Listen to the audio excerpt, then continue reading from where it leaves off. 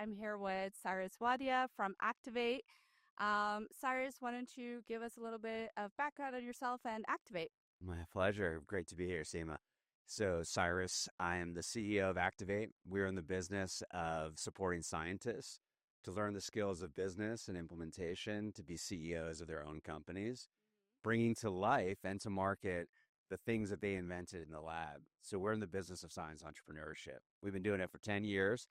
We've seen about 300 companies come out of Activate, all in the hard tech, deep tech space with a heavy emphasis on climate. And those companies have done extremely well, and they're continuing to grow and scale. Yeah, perfect. So I heard there was some statistic on the number of or scientists that have gone through your program and are still working on their companies. Could you share a little bit about that? Yeah. So one of the big surprises is exactly that statistic. So we're over 90% still in business. And this is at a time when raising capital for deep tech companies, especially once you get into past seed into Series A and B, is getting harder and harder. So our fellows, they're doing extremely well out there. All told, they have raised over $4.5 billion, and that's across, like I said, about 300 companies.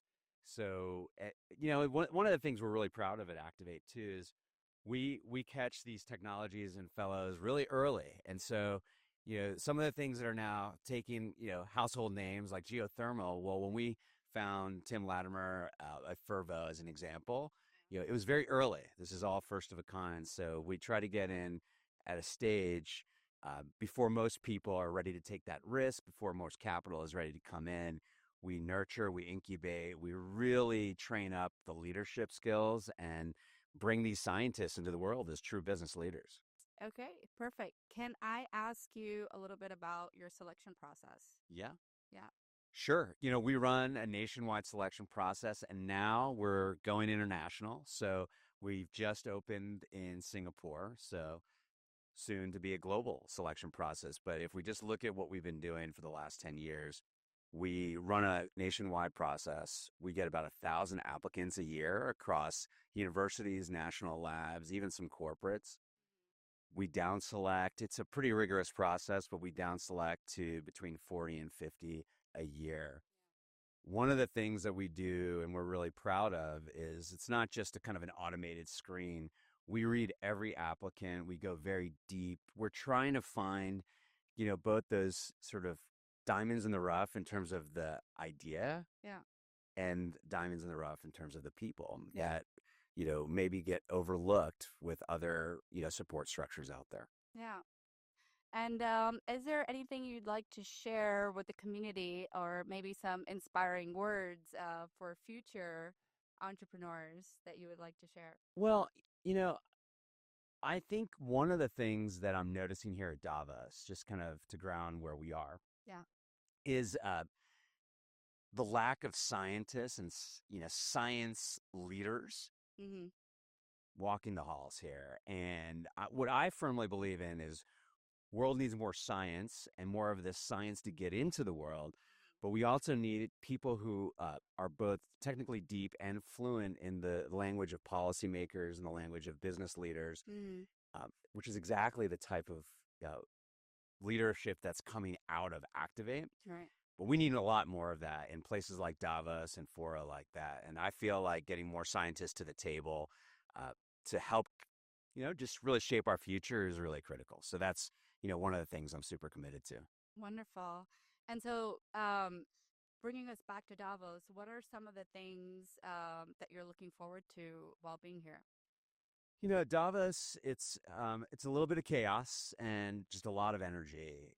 There's a sea of it's a highly concentrated sea of people that by running into, by speaking with, by having very kind of deep, you know, targeted conversations, I think we can advance our mission. And our mission is really important. So part of my goal here this week in Davos is to bring our mission in front of people who haven't yet heard of us, haven't Mm. really engaged with us, and see if we can forge new partnerships.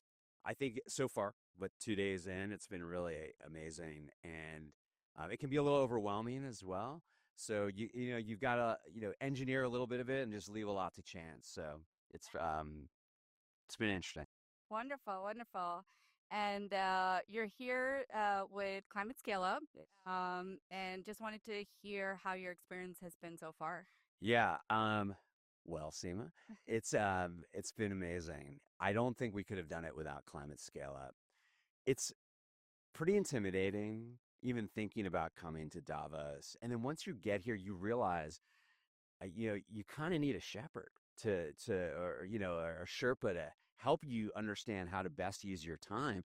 Otherwise, you could just be wandering and kind of lost in this sea of, interesting talks with people. So what I found, and I didn't understand this until I got here, but I'm really grateful for being part of the Climate Scale Up cohort this year Yeah. because what I found is you and your team have done an amazing job creating a soft entry for first timers and especially folks outside of the main stage events and policy discussions. Like we're in the business of entrepreneurship, we're kind of tiny specks in the sea of this when you look at it that way. And so you're helping myself and other folks, CEOs of these smaller companies find their footing here, and you did. And it's been really it's really really tremendous and productive because of the work of your team. Thank you.